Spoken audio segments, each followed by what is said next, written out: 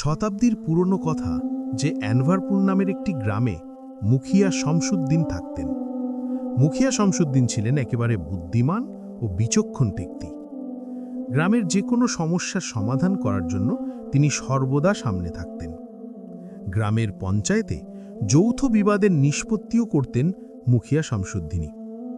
যখনই গ্রামের লোকেদের মধ্যে কোনো বিবাদ হতো, তারা সমস্যার সমাধান চাইতে সরাসরি মুখিয়ার কাছে যেত এবং শামসুদ্দিন নিজের মেধা ও বিচক্ষণতায় প্রতিটি বিবাদের সঠিক ন্যায়বিচার করতেন।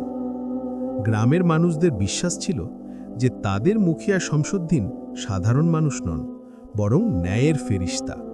একদিন গ্রামের পঞ্চায়েতে সলিম নামে এক ব্যক্তির বিরুদ্ধে চুরির অভিযোগ উঠল। সবাই পুরো ঘটনাটি বুঝল এবং তারপর সমস্ত প্রমাণ পরীক্ষা নিরীক্ষা করা হলো।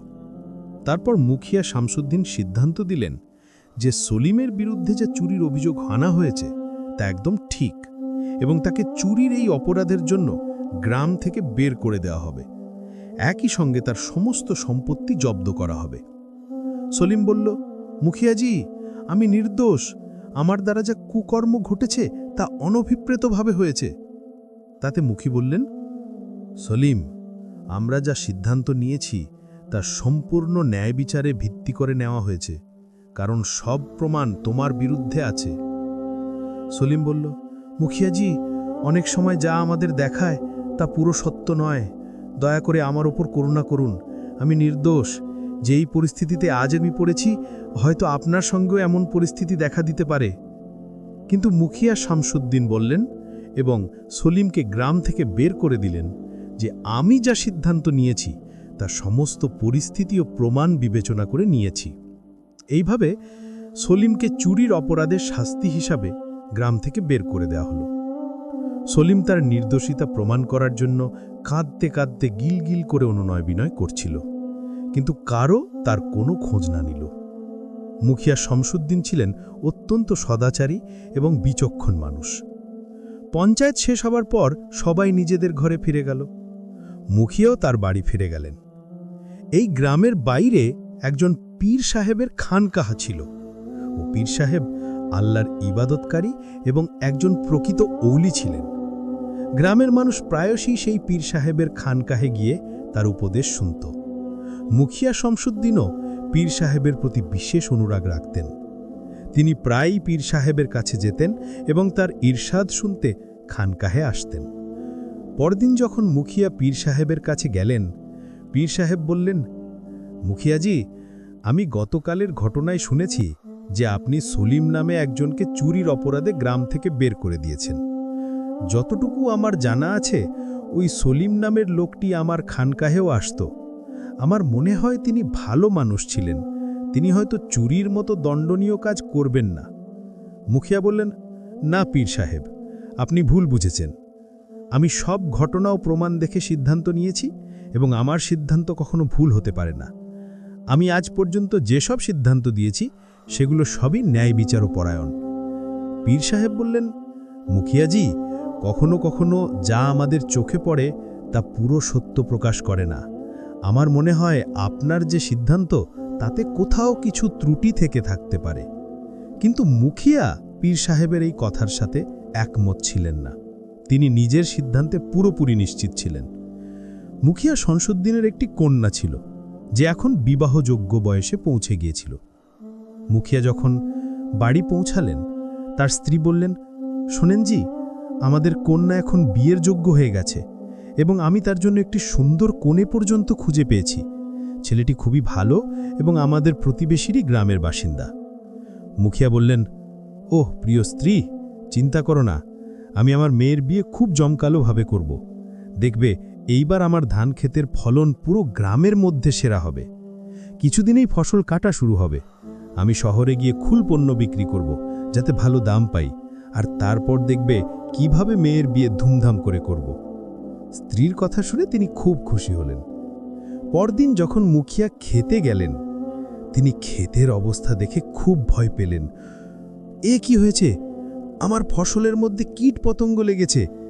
এমনটা কিভাবে সম্ভব? আল্লাহ, আমাকে দ্রুত আমার ফসল বাঁচানোর জন্য কিছু করতে হবে, না তাহলে সব নষ্ট হয়ে যাবে। মুখিয়া অনেক চেষ্টা করলেন, তিনি নিজের ফসলের উপর কীটনাশক ছিটালেন, কিন্তু তবুও তার ফসল ক্রমেই ক্ষতিগ্রস্ত হচ্ছিল। এইভাবে মুখিয়ার পুরো ফসল নষ্ট হয়ে গেল এবং নিজের শ্রম নষ্ট হতে দেখে তিনি অত্যন্ত বিষণ্ণ পড়লেন। চুপচাপ তিনি বাড়ি ফিরলেন। তাকে দুঃখে দেখলে তার স্ত্রী বললেন, কি হয়েছে, আপনি দুঃখিত, বলুন তো। মুখিয়া পুরো ঘটনাটা স্ত্রীকে বললেন এবং বললেন, আমার সব ফসল নষ্ট হয়ে গেছে, এখন বুঝে উঠতে পারছি না আর কি করব। স্ত্রী বললেন, চিন্তা করো না, তুমি তো পরিশ্রমী আর সবার মঙ্গল ভাবো, তাহলে কাঁদছ কেন? আমার কথা শোনো, যাও মহাজনের কাছে থেকে কিছু ধার নাও এবং শহর থেকে ভালো বীজ কিনে নিয়ে আসো। স্ত্রীর এই পরামর্শ মুখিয়াকে খুব ভালো লাগলো। তিনি সরাসরি মহাজনের হাভেলিতে গিয়ে সব ঘটনা ব্যাখ্যা করে বললেন, মহাজনজি, আমি আমার ক্ষেতে আবার কাজ শুরু করতে চাই, এই জন্য কিছু টাকা দরকার। মহাজন বললেন, মুখিয়াজি, আমি আপনাকে দেনাই দিতে কোনো আপত্তি করব না, তবে আপনি জানেন আমার সুদটা বেশি হয়। আপনি গ্রামের মুখিয়া, এই জন্য আপনার উপর একটু কম সুদ ধার্য করব, তবুও সুদ তো দিতে হবে, ভাবুন। মুখিয়া বললেন, মহাজনজি, পুরো গ্রাম জানে আমি কতটা পরিশ্রমী আর সচ্চরিত্র, আপনাকে আমার উপর বিশ্বাস করতে হবে। মহাজন বললেন, ঠিক বলছেন মুখিয়াজি, কিন্তু বিশ্বাসে ধার দেওয়া হয় না, সুদ তো আপনাকে দিতে হবে, এবং যদি আপনি সময় মতো টাকা পরিশোধ করতে না পারেন তাহলে আমি আপনার ক্ষেতে কবজা করে নেব। এই কথাগুলো শুনে মুখিয়া অনেক চিন্তায় পড়ে গেল। যদিও পুরো গ্রামে মুখিয়ার অনেক মর্যাদা ছিল, কিন্তু মহাজন ছিল 1 নাম্বার সুদখোর, এবং সে মুখিয়ার প্রতি কোনো শ্রদ্ধা দেখায়নি। এবার মুখিয়ার সমস্ত ফসল নষ্ট হয়ে গিয়েছিল এবং তার কাছে কোনো সঞ্চিত পুঁজি পাওয়া যাচ্ছিল না, কারণ তিনি আগের ফসলেই সমস্ত সঞ্চয় ব্যয় করে ফেলেছিলেন। কিছুক্ষণ চিন্তা করে মুখিয়া বললেন, ঠিক আছে মহাজনজি, আমি আপনার শর্ত মেনে নিচ্ছি। মহাজন সোনার আসরফির একটি ব্যাগ তাকে তুলে দিল এবং মুখিয়া সেই টাকায় ভালো মানের বীজ কিনে আবার খেতে কাজ শুরু করল। কয়েক মাসের মধ্যে তার ফসল আবার পেকে গেল, কিন্তু যখন ফসল কাটা শুরু হলো, মুখিয়া দেখলেন যে আবারও তার ফসলের মধ্যে কীট লেগেছে। পুরো ফসল নষ্ট হয়ে গিয়েছিল। এটা দেখে মুখিয়ার চোখে অশ্রু এসে পড়ল। তিনি কাঁদতে কাঁদতে বাড়ি ফিরলেন এবং পুরো ঘটনাটা স্ত্রীকে বললেন এবং বললেন, প্রিয়, আমার সমস্ত ফসল আবার নষ্ট হয়ে গেছে, উপরন্তু এখন মহাজনের কাছে আমার দেনাও হয়ে গেছে, আমি কিভাবে মেয়ের বিয়ে করব? স্ত্রী বললেন, শোনেন জি, কিছুদিন পরে ছেলেটির পরিবার আমাদের মেয়েকে দেখতে আসবে, তখন আমাদের লজ্জা হবে। ঠিক সেই সময় মহাজনও এসে উপস্থিত হলো এবং মুখিয়াতে বলল, মুখিয়াজি, আমি তোমার দেনা সুদসহ নিতে এসেছি। মুখিয়া বিপদগ্রস্ত হয়ে বলল, মহাজনজি, আমার সমস্ত ফসল নষ্ট হয়ে গেছে, একটু সময় দিন। মহাজন বলল, মুখিয়াজি, আমি কাউকে কখনো সময় দিই না, এখন সময় মতো কথাবার্তা চলে। যদি তুমি তোমার ক্ষেত ফিরে পেতে চাও, পরিষ্কার কথা, আমাকে আমার সমস্ত টাকা সুদসহ না দিলে আমি তোমার ক্ষেতে কবজা করে নেব। এত বলে মহাজন সেখান থেকে চলে গেল। এবার মুখিয়ার হাত থেকে ক্ষেতও চলে গিয়েছিল। কিছুদিনের মধ্যে তাদের ঘরবাড়ির অবস্থা খারাপ হয়ে গেল। একদিন মুখিয়া তার স্ত্রীর সাথে বললেন, এখন তো ক্ষেতও চলে গেছে আর আমাদের উপর দেনাও এসে গেছে, উপরন্তু মেয়ের বিয়ের ব্যাপারও আছে। তাই আমি ভাবছি আমাদের রাজ্যর বাদশাহ নুরুদ্দিন খুব প্রবৃত্তি ও করুণাময়, আমি তার কাছে সাহায্য চাইব। স্ত্রী বলল, আপনি পুরোপুরি ঠিক বলছেন। আর তারপরই মুখিয়া সেই দিন বাদশার প্রাসাদে যাওয়ার জন্য রওনা হলেন। বাদশাহ নুরুদ্দিন প্রাসাদের বাইরে হাঁটছিলেন। বনের মধ্যে হাঁটতে হাঁটতে সে বাদশাহ নুরুদ্দিনকে প্রাসাদের বাইরে ঘুরতে দেখল। মুখিয়া সারা ঘটনা বাদশাকে জানিয়ে বলল, বাদশাহ সালামত থাকুন, আমার সাহায্য করুন, আমার সব ফসল নষ্ট হয়ে গেছে এবং আমার মেয়েও এখন বিয়ের যোগ্য হয়ে গেছে। বাদশাহ বললেন, আচ্ছা, এতে আমি কি করতে পারি? তোমার ফসল নষ্ট হয়েছে, অথচ আশেপাশের লোকের ফসলের কিছুই হয়নি, আমার তো মনে হয় তুমি মিথ্যে বলছো। মুখিয়া বলল, বাদশাহ, আমি মিথ্যে বলছি না। বাদশাহ বললেন, আমি কিভাবে বিশ্বাস করব তুমি সত্যি বলছো? আমি তোমার কোনো সাহায্য করতে পারবো না। কথা শেষ, এখন তুমি যেতে পারো। বাদশার কথা শুনে মুখিয়া খুব হতাশ হয়ে চলে গেল। গ্রামে ফেরার পথে সে মাঝপথে এক গাছের নিচে বসে নিজেকে বলল, পাতা নয়, আমার ঘরে কার নজর লেগেছে। ঠিক তখনই তার চোখ পড়ল সামনে এক লোকের দিকে, যার শরীর থেকে রক্ত বের হচ্ছিল। মুখিয়া দৌড়ে গেল এবং দেখল সে লোকটি মারা গেছে। আরে, এ তো মরে গেছে। তারপর মুখিয়ার চোখ গেল মৃত লোকটির হাতে, সেখানে একটা বড় হিরে ঝলমল করছিল। মুখিয়া ভাবল, আরে, এ তো খুব দামি হিরে। যদি এটা নিয়ে শহরে কোনো জওহরির কাছে বিক্রি করি তাহলে ভালো টাকাই পাব। সেই টাকায় আমি মহাজনের কাছ থেকে আমার জমি ফেরত নিতে পারব। কিন্তু তখন তার আত্মা থেকে এক আওয়াজ এলো, এটা ভুল কাজ, এটা তো অন্যের জিনিস চুরি করার মতোই। মুখিয়া ভাবল, না, আমি এটা করতে পারি না। আমি গ্রামের মুখিয়া, আমি তো বিচার করি, এটা আমার মর্যাদার বিরুদ্ধে। কিন্তু তখন তার মনে আরেকটা চিন্তা এলো, যদি আমি না নিই তাহলে অন্য কেউ নিয়ে যাবে। এই ভাবনা আসতেই মুখিয়া হিরেটা তুলে নিল এবং শহরের দিকে রওনা দিল। জহুরির দোকানে গিয়ে বলল, জহুরি সাহেব, এই হিরেটা আমার, কত দাম দেবেন? জহুরি হিরেটা দেখে অবাক হয়ে গেল এবং মনে মনে ভাবল, এটা তো অতি মূল্যবান হিরে। এই গ্রামের লোকের চেহারা দেখে তো মনে হচ্ছে এটা তার নয়। সে মুখিয়াকে খুব সামান্য কয়েকটা সোনার মুদ্রা দিয়ে বলল, এই নাও, এই হিরের এটাই দাম। মুখিয়া বলল, কি? আপনি কি বলছেন? এই হিরে তো খুব দামি, ফেরত দিন, আমি অন্য জহুরির কাছে বিক্রি করব। জহুরি বলল, আরে, তোমার মাথা খারাপ নাকি? এখন এই হিরে আমার, এটা এখানেই থাকবে। আমি বুঝে গেছি এটা তোমার নয়। এত দামি হিরে তোমার মতো কোনো গ্রামীণ লোকের হতে পারে না। এটা তো রাজাদের হিরে মনে হচ্ছে। দেখো, আমি যা দিয়েছি সেটা নাও, না হলে আমি বাদশার কাছে অভিযোগ করব। এই শুনে মুখিয়া রেগে গেল এবং জহুরির হাত থেকে হিরেটা ছিনিয়ে নিয়ে তাকে ধাক্কা দিল। জহুরির মাথা জোরে দেয়ালে আঘাত লাগল এবং সে মারা গেল। এই দৃশ্য দেখে মুখিয়ার আত্মা কেঁপে উঠল। সে নিজেকে বলল, হে আল্লাহ, এ আমি কি করলাম? আমি তো খুন করে ফেলেছি, এখন আমি কি করব? ঠিক তখনই সেখানে এক লোক এলো। সে জহুরিকে মৃত অবস্থায় দেখল এবং মুখিয়ার হাতে হিরে দেখে সব বুঝে গেল। মুখিয়া ভীত হয়ে বলল, আমি তাকে মারিনি, আমি তো শুধু আমার হিরেটা ফেরত নিয়েছিলাম। সে দিতে চাইছিল না, আমি শুধু ধাক্কা দিয়েছিলাম, জানতাম না সে মারা যাবে। লোকটি বলল, তুমি এই হিরে জঙ্গলে পেয়েছিলে না? মুখিয়া বলল, হ্যাঁ, কিন্তু তুমি কিভাবে জানলে? লোকটি বলল, কারণ সেই মৃত লোকটাকে আমিই মেরেছি। সে আমার সঙ্গী ছিল, বিশ্বাসঘাতকতা করে পালাচ্ছিল, আমি পিছন থেকে আঘাত করে তাকে মেরে ফেলেছি। মুখিয়া হতবাক হয়ে বলল, কি? তুমি কে? লোকটি বলল, আমার নাম ফরহাদ আলী, আমি বাদশাহ নুরুদ্দিনের খাজানছি। আমি খাজানা ঘর থেকে সোনার মুদ্রা আর হিরে চুরি করেছি। এই জহুরি ওগুলো কিনত। ভালোই হয়েছে যে এটা মরে গেছে, কারণ এটা সবসময় কম দাম দিত। এমন বলতে বলতে ফরহাদ আলী তার পকেট থেকে এক বড় থলে বের করল। মুখিয়া দেখল তার ভেতরে অনেক ছোট ছোট হিরে ঝলমল করছে। ফরহাদ আলী বলল, এই থলেটা তুমি রাখো এবং তোমার গ্রামে চলে যাও। আমি কয়েকদিন পর এগুলো নিতে তোমার বাড়িতে আসব। মুখিয়া ভয়ে বলল, কিন্তু এটা তো অনেক হিরে, তুমি এগুলো বাদশার খাজানা ঘর থেকে চুরি করেছ? ফরহাদ বলল, হ্যাঁ, আর আমি এগুলো তোমাকে দিচ্ছি কারণ বাদশার মন্ত্রী আমার ওপর সন্দেহ করছে। তোমার বাড়িতে এগুলো নিরাপদে থাকবে। যদি আমার কথা না মানো, আমি বাদশাকে বলবো যে তুমি জঙ্গলে লোক মেরেছ আর হিরে লুট করেছ আর পরে জহুরিকে মেরে ফেলেছ, তখন তো তুমিই ফাঁসবে। মুখিয়া বলল, না না, এমন করো না, তুমি যা বলবে আমি তাই করব। ফরহাদ বলল, হ্যাঁ, এটাই আশা করেছিলাম। এটা বলে ফরহাদ মৃত জহুরির কাছ থেকে সোনার মুদ্রা তুলে মুখিয়ার হাতে দিল এবং বলল, এখন এইগুলোও তোমার, কারণ ও তো মরে গেছে। মুখিয়া মুদ্রাগুলো নিল আর ফরহাদ দেওয়া হীরের থলেটাও সঙ্গে নিয়ে গ্রামে ফিরে গেল। ফরহাদ দূর থেকে তার পিছু নিল, কারণ সে জানতে চেয়েছিল মুখিয়ার বাড়ি কোন গ্রামে।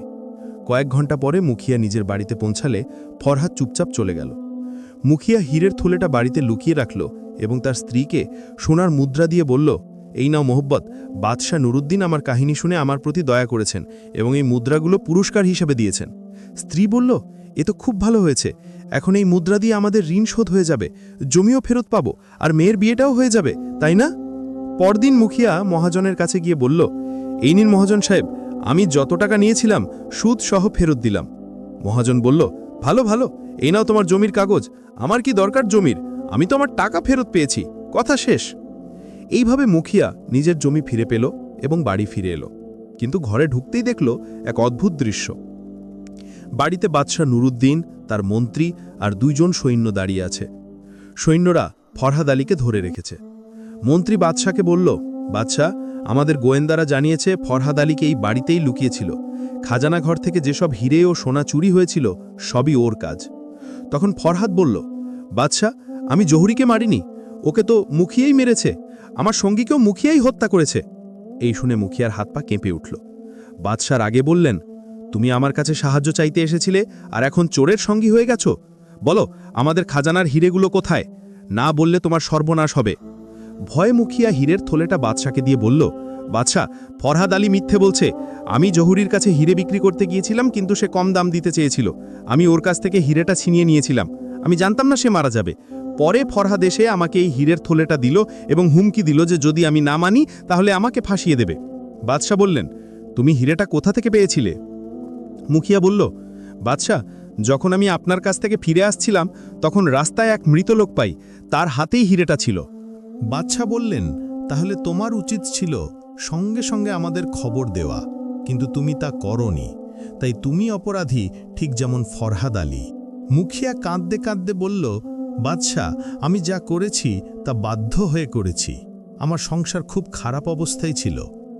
বাদশাহ বললেন, এই রকম অজুহাত সব অলস লোকই দেয় যারা পরিশ্রম করে না। এ কথা শুনেই মুখিয়ার মনে পড়ল কয়েক মাস আগে ঘটেছিল সেই ঘটনাটা, যখন সে সলিম নামে এক গরিব লোককে চোর সাব্যস্ত করে গ্রাম থেকে তাড়িয়ে দিয়েছিল। এদিকে গ্রামের লোকেরা শুনল যে বাদশাহ সৈন্যদের নিয়ে মুখিয়ার বাড়িতে এসেছে। সবাই ছুটে এলো, পীর সাহেবও এলেন। সবাই একসাথে বলল, বাদশাহ, আমাদের মুখিয়া এমন কাজ করতে পারেন না। উনি খুব সৎ মানুষ, সবসময় সবার সাহায্য করেন। কিন্তু বাদশাহ কারও কথা শুনতে চাইলেন না। তখন পীর সাহেব এগিয়ে এসে বললেন, বাদশাহ, সবাই ঠিক বলছে, মুখিয়া খুব ভালো ও ইমানদার মানুষ। ও যা করেছে অনিচ্ছায় করেছে। আমি ওকে ভালোভাবে চিনি, ওর মতো ভালো মানুষ গোটা গ্রামে নেই। তাই আমার অনুরোধ, ওকে ছেড়ে দিন। বাদশাহ বললেন, ঠিক আছে পীর সাহেব, আপনার সম্মানের খাতিরে আমি ওকে ক্ষমা করে দিচ্ছি। একথা বলে বাদশাহ সৈন্যদের নিয়ে চলে গেলেন, তবে ফরহাদ আলীকে ধরে নিয়ে গেলেন। এরপর মুখিয়া পীর সাহেবের হাত চুমু দিয়ে বলল, আপনার প্রতি অশেষ কৃতজ্ঞতা, আপনি না থাকলে আমি বাঁচতাম না। পীর সাহেব বললেন, মুখিয়া, মনে আছে কিছুদিন আগে তুমি সলিম নামে এক লোককে চুরির অপরাধে দোষী সাব্যস্ত করেছিলে? তখন আমি বলেছিলাম, অনেক সময় যা আমরা দেখি তা পুরো সত্য নয়, কিন্তু তুমি তোমার বিচারে নিশ্চিত ছিলে।